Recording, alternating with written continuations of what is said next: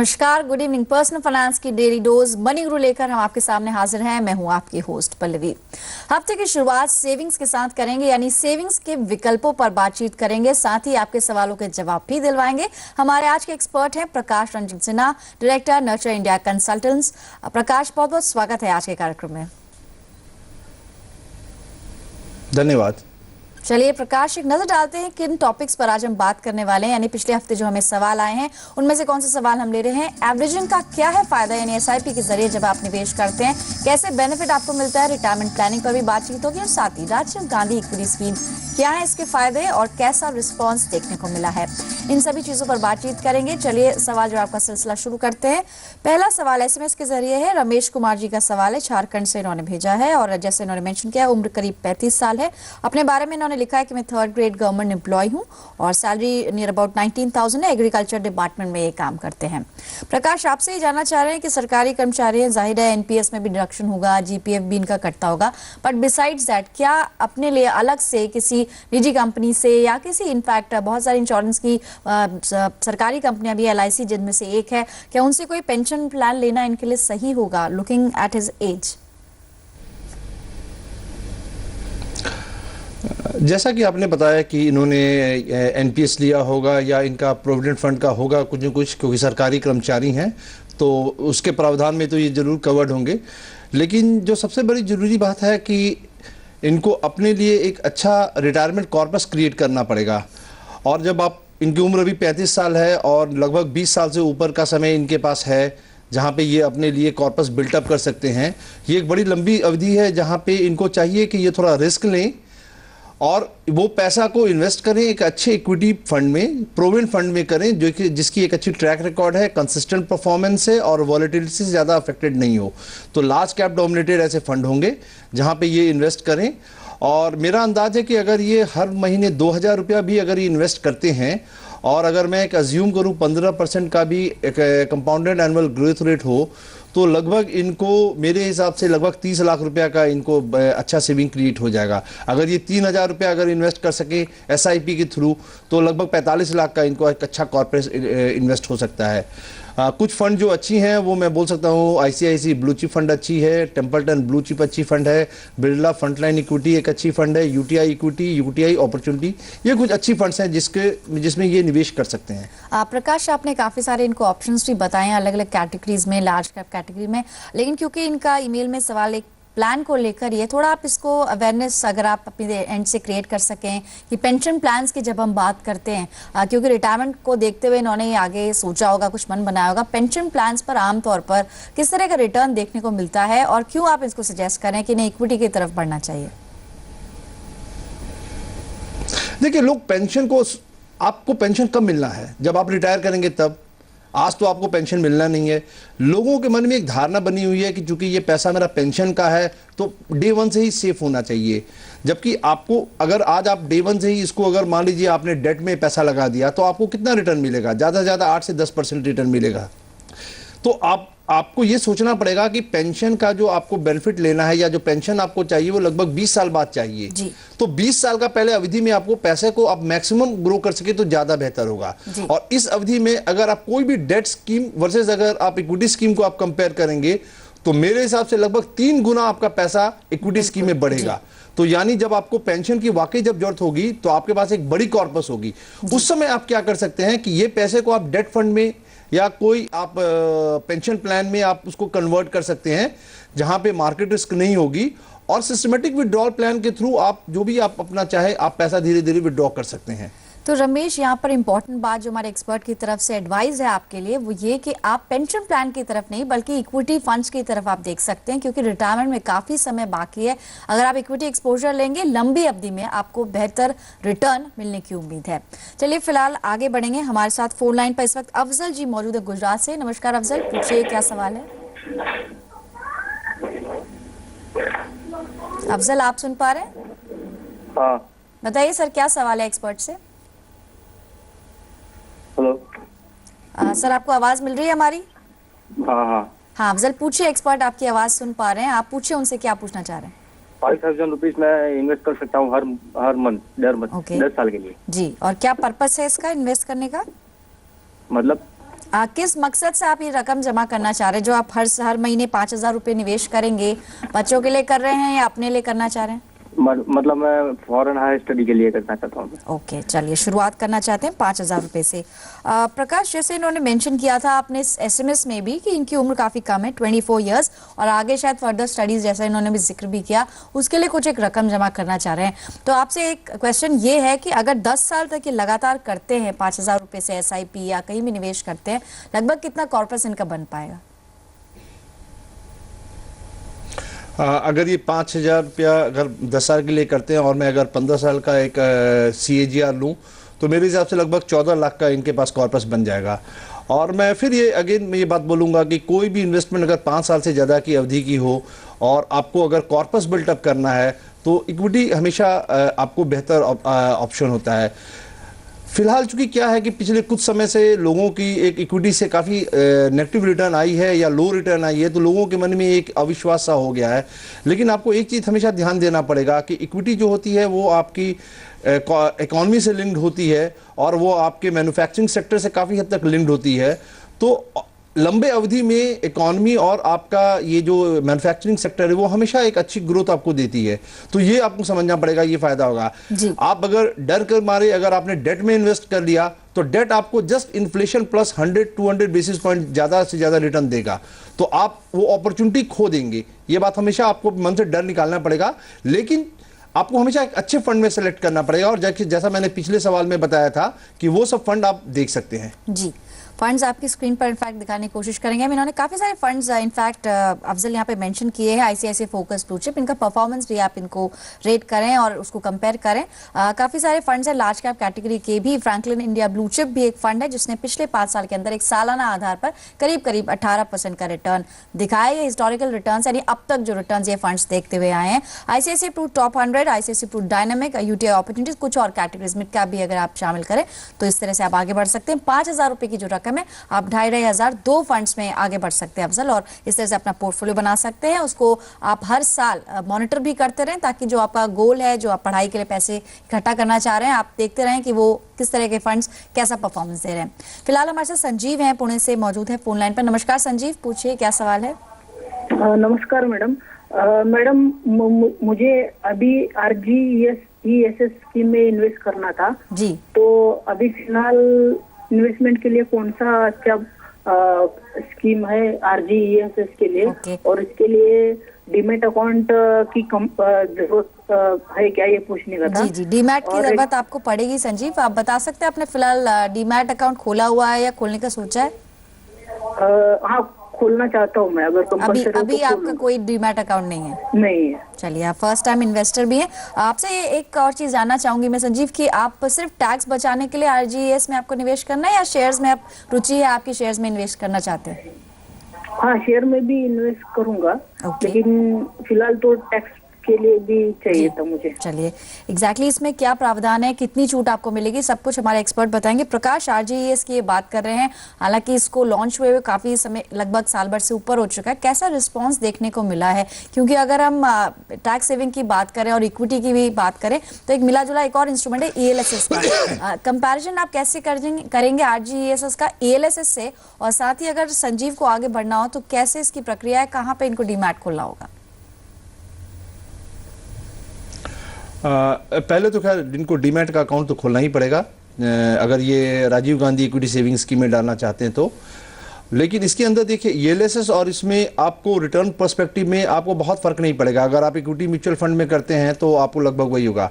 RGES के जो फायदे हैं वो है कि आप ELSS का एडवांटेज के साथ उसका भी एडवांटेज आप ले सकते हैं। और लगभग आपकी जो सालाना इनकम है वो लगभग 12 लाख तक की होनी चाहिए। और डीमैट अकाउंट तो आपकी मस्ट है ही। तो अगर आपने उसमें 50,000 इन्वेस्ट किए तो 25,000 का जो आपको एडवांटेज मिल जाएगा, जो आपके टैक्सेबल इनकम से आपको माइनस हो जाएगा। तो ELSS के साथ आप ये भी एक एडवांटेज आप ले सकते हैं इसके अंदर। लेकिन इसके अंदर जो आपके जो सारे स्टॉक्स नहीं अवेलेबल हैं, इसके अंदर BSE टॉप 100 स्टॉक्स हैं, NSE की टॉप 100 हैं, और जो भी आपके PSUs के जो माने ये नवरत्न स्टॉक्स हैं, महारत्न स्टॉक्स हैं, मिनी रत्न स्टॉक्स हैं, वो इसके अंदर आते हैं। और म्यूचुअल फंड में जो बहुत सारे जो कुछ ईटीएफ फंड्स हैं जो इन सब स्टॉक्स में इन्वेस्ट करते हैं जी वो इसके अंदर कवर्ड हैं। तो स्टॉक इसके अंदर ये एक लिमिटेशन है आपको। तो जैसे आप जानना चाह रहे थे संजीव कि इसमें आप क्या कोई भी शेयर आप चुन सकते हैं, नहीं तो यहाँ पर एक्सपर्ट ने बताया एनएससी बीएसई पर जो लिस्टेड टॉप 100 शेयर्स है उनमें आप खरीदारी कर सकते हैं। लॉक इन की जहां तक बात है 3 साल का लॉक इन रहेगा और इनिशियल फर्स्ट ईयर के लिए जो आप खरीदेंगे आप 1 साल तक उसमें एक फ्रीज है कि आप उसको बेच नहीं पाएंगे। कुछ और सवालों को शामिल करेंगे लेकिन फिलहाल वक्त एक ब्रेक का हुआ है। ब्रेक से जब हम लौट के आएंगे तो कुछ और इंस्ट्रूमेंट्स पर बात करेंगे। यूटीआई का रिटायरमेंट फंड कैसा है उस पर भी चर्चा होगी। सीनियर सिटीजन के लिए कौन से इन्वेस्टमेंट ऑप्शन बेहतर है, एनआरआईज अगर इंडिया में निवेश करने की सोच रहे हैं तो कौन सा विकल्प चुनना होगा, कैसे आगे बढ़ना होगा, सब बताएंगे इस छोटे से ब्रेक के बाद।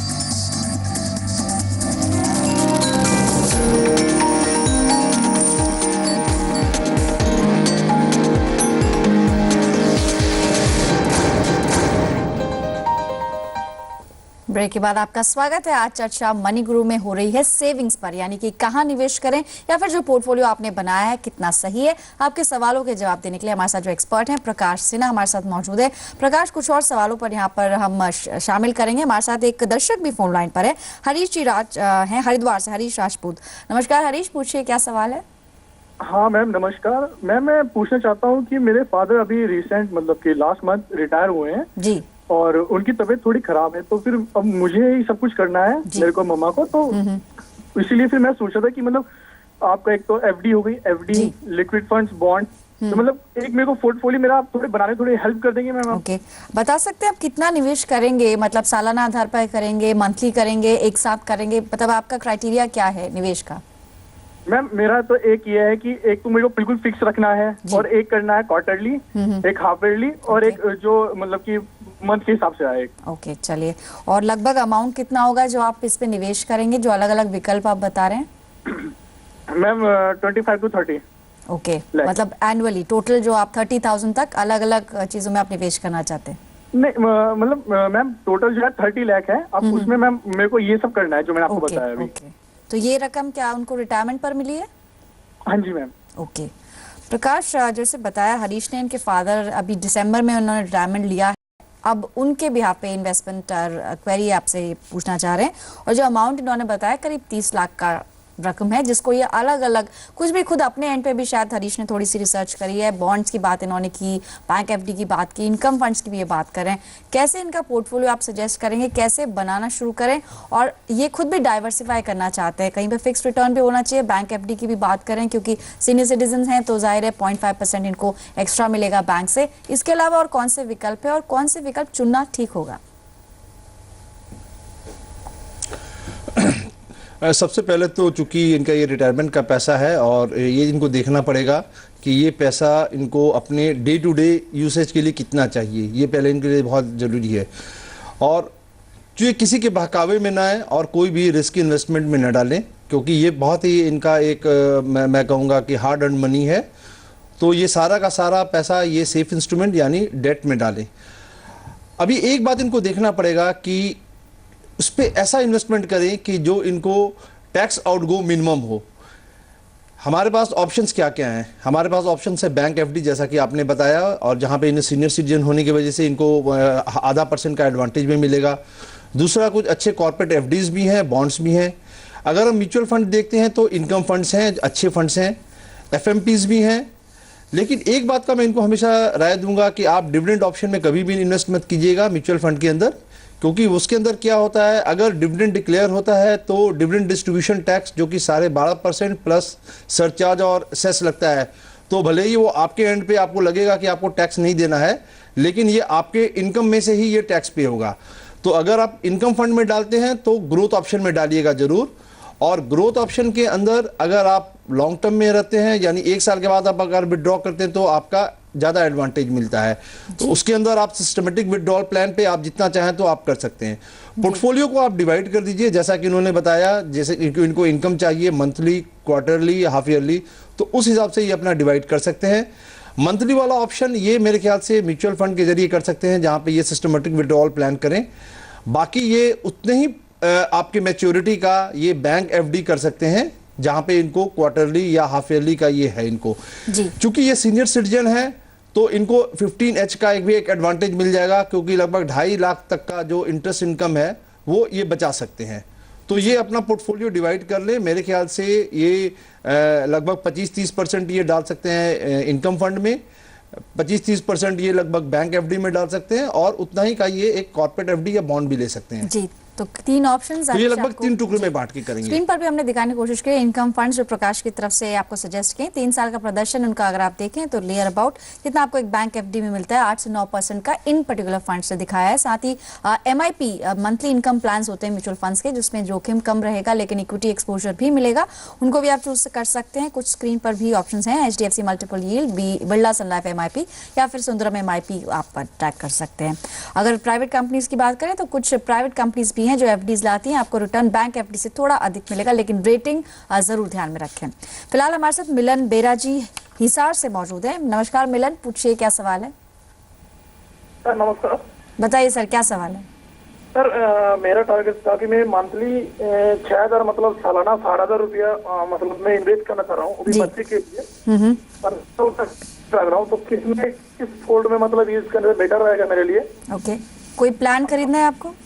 प्लान या किसमें भी मतलब मैं सोच रहा हूँ कि मेरे को 15 साल के बाद मेरे बच्चे के लिए चाहिए, किसमें बेटर? ओके चलिए, 15 साल की मैच्योरिटी और प्रकाश, जैसे ऑलरेडी भी आप इक्विटी फंड्स की यहाँ पर चर्चा कर रहे हैं, यहाँ पे पर्पस क्लियर है, अपने बच्चे के लिए करना चाह रहे हैं। बेटी इनकी इस वक्त 3 साल की, यानी लगभग जब वो 18 साल ईयर्स की होगी तब तक एक अच्छी रकम इनकी जमा हो जाए। कहाँ पर निवेश करें, कुछ अगर इनको नाम आप सजेस्ट कर सकें। देखिए, सबसे पहले तो मैं एक लोगों को सुझाव ये दूंगा कि आप स्कीम के नाम पे कभी मत जाया करें, क्योंकि हमें क्या लगता है कि अगर ये चाइल्ड प्लान के नाम से कोई स्कीम है तो बच्चों के लिए है। बहुत ज़रूरी क्या होता है कि आपका ऑब्जेक्टिव क्या है। आपका ऑब्जेक्टिव ये है कि आप जो भी पैसा निवेश कर रहे हैं वो 15 साल बाद आपके अपने बच्ची के सुखद भविष्य के लिए, जो वो शिक्षा से संबंधित हो सकती है या आगे उसकी शादी से संबंधित हो सकती है, तो उसके खर्चे के लिए आपको पैसा चाहिए। 5 साल से या 10 साल से जो भी लंबी अवधि होती है तो हमेशा आपको इक्विटी अच्छा रिटर्न देता है। लोगों के मन में एक ये डर लगा रहता है कि मुझे चूंकि ये एक बहुत इंपॉर्टेंट पर्पस के लिए पैसा चाहिए तो क्या मैं रिस्क लूं, क्योंकि वो जो इमीडिएट जो रिस्क होता है या जो रिटर्न होता है वो उनके दिमाग में आता है। एक नजरिया इसको देखने का ये है, अगर आपको डर लग रहा है कि ये अभी अगर इक्विटी 1-2 साल में अच्छा नहीं कर रहा है तो मुझे डर लग रहा है, तो आप इक्विटी के 10 साल 15 साल के परफॉर्मेंस को देखिए तो आपकी सारी डर दूर हो जाएगी।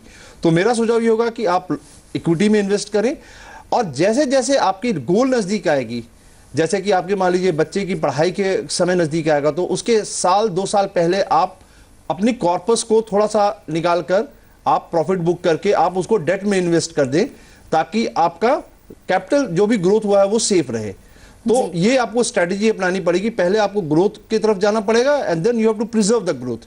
तो ये 2 स्ट्रेटेजी करके आप अपना पैसा ग्रो कर सकते हैं। जी, तो 15 साल का नजरिया है तो म्यूचुअल फंड्स करेंगे। का चुनाव कर सकते हैं। कुछ फंड्स भी प्रकाश ने आपको सजेस्ट किए हैं।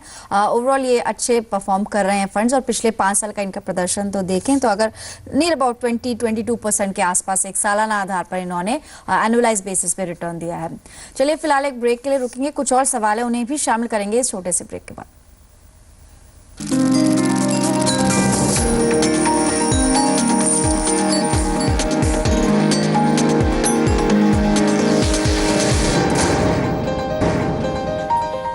वेलकम बैक, आप देख रहे हैं मनी गुरु। आज चर्चा सेविंग्स पर। आपके सवालों के जवाब देने के लिए हमारे एक्सपर्ट प्रकाश सिन्हा इस वक्त मौजूद हैं। चलिए प्रकाश, एक और दर्शक हमारे साथ फोन लाइन पर लक्ष्मण है जोधपुर से। नमस्कार लक्ष्मण, पूछिए क्या सवाल है। हाँ जी, बताइए सर। मेरा प्रश्न था जी, क्वेश्चन जी। UTI retirement benefit pension fund के लिए मेरे बच्चे के लिए मैं इन्वेस्ट करना चाहता था। उसकी एज 24 ईयर है। ओके। और वो अभी जस्ट प्राइवेट जॉब में लगा है। तो जो प्लान मैंने पता किया वहाँ से, तो वो अभी 24 ईयर का है, तो 36 साल तक उसको इन्वेस्ट करना है, और वो मैं 2000 पर मंथ उसके लिए इन्वेस्ट वो करवाना चाहता हूँ। तो वो बता रहे थे उसके बाद आपकी जो प्रिंसिपल अमाउंट हो जाएगा 86 के लगभग हो जाएगा, लाख के करीब जी। और वो फिर जो उनका इंटरेस्ट सहित होकर के 1 करोड़ से ऊपर रहेगा, और उसके बाद उसका पेंशन स्टार्ट हो जाएगा 60 एट द एज ऑफ 60 पे। ओके। तो मैं पूछ रहा था क्या इसमें कोई रिस्क फैक्टर तो नहीं है और इससे कोई बेटर एसआईपी प्लान है क्या? चलिए बिल्कुल पूछेंगे हमारे एक्सपर्ट से कि ये पर्टिकुलर फंड जो आपने चुना है यूटीआई का रिटायरमेंट बेनिफिट पेंशन फंड, ये कैसा है और साथ ही कैसे रिटर्न्स इसमें आप एक्सपेक्ट करें। प्रकाश, इन्होंने जैसे खुद बताया, इन्होंने अपने एंड से ये शॉर्टलिस्ट किया है और आपसे ये पूछना चाह रहे हैं कि इस फंड में एसआईपी करना ठीक रहेगा या नहीं। 2000 रुपये प्रति माह ये इसमें निवेश की बात इन्होंने कही है और 36 साल तक करेंगे, क्योंकि अभी इनके बेटी की उम्र 24 साल है, यानी नियर अबाउट जब तो 60 ईयर्स के हो जाते हैं तब तक इसमें कंटिन्यू करना चाहते हैं। इस फंड को आप कैसे बताएंगे? बैलेंस फंड है कैटेगरी वाइज, लेकिन ओवरऑल इसका रिटर्न कैसा रहा है और इसका जो एसेट एलोकेशन है, मतलब डेट और इक्विटी का स्ट्रक्चर, वो कैसा है? देखिए, फिर मैं यही जो मैं अभी थोड़ी देर पहले कह रहा था, लोगों को समझना बहुत ज़रूरी है कि आप अगर रिटायरमेंट के लिए अपना पैसा अगर कॉर्पस बिल्टअप कर रहे हो तो आपको पैसा ग्रो करना चाहिए बहुत तेज़ी से।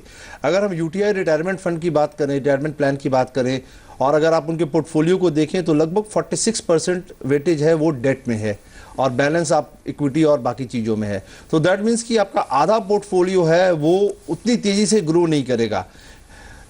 क्योंकि ये स्कीम का नाम रिटायरमेंट बेनिफिट प्लान है तो हमें लगता है कि अभी से हमें वो चाहना चाहिए, जबकि आपका रिटायरमेंट आज से लगभग 36 साल बाद होने वाला है। तो इस 36 साल के सफ़र को आप अपने पैसे को ज़्यादा से ज़्यादा ग्रो करने की कोशिश करो। कोई भी अगर इन्वेस्टमेंट 5 साल या 10 साल से ऊपर की अवधि की होती है तो इक्विटी से ज़्यादा आपको अच्छा रिटर्न नहीं दे सकता है। और मैं अपने निवेशक भाई से ये सुझाव दूंगा उनको कि आप हिस्टोरिकली उनके रिटर्न देख लीजिए, जो भी है आपको बहुत सारे आपको ऐसे इंफॉर्मेशन आपको वेबसाइट से मिल जाएंगे, आप वहां से आप देख सकते हैं 10 साल 15 साल 20 साल 25 साल पे जो रिटर्न होती है वो लगभग 20 से 25% का होता है। और अगर उस हिसाब से आप जैसे अगर आप 2000 आप पर मंथ करेंगे तो ये पैसा आपका करोड़ों में चला जाएगा, न कि 86 लाख।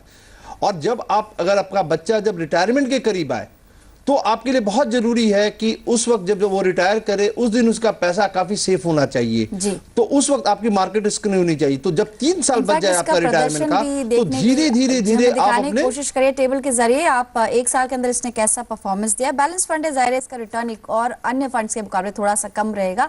एस्टिमेट भी एक लगाया हमने कि किस तरह के रिटर्न से आपको कैसा कॉर्पस मिल पाएगा। फिलहाल आज के शो में इतने सवाल शामिल कर पाएंगे। प्रकाश, आपका बहुत बहुत शुक्रिया आज बिजनेस को समय देने के लिए। धन्यवाद।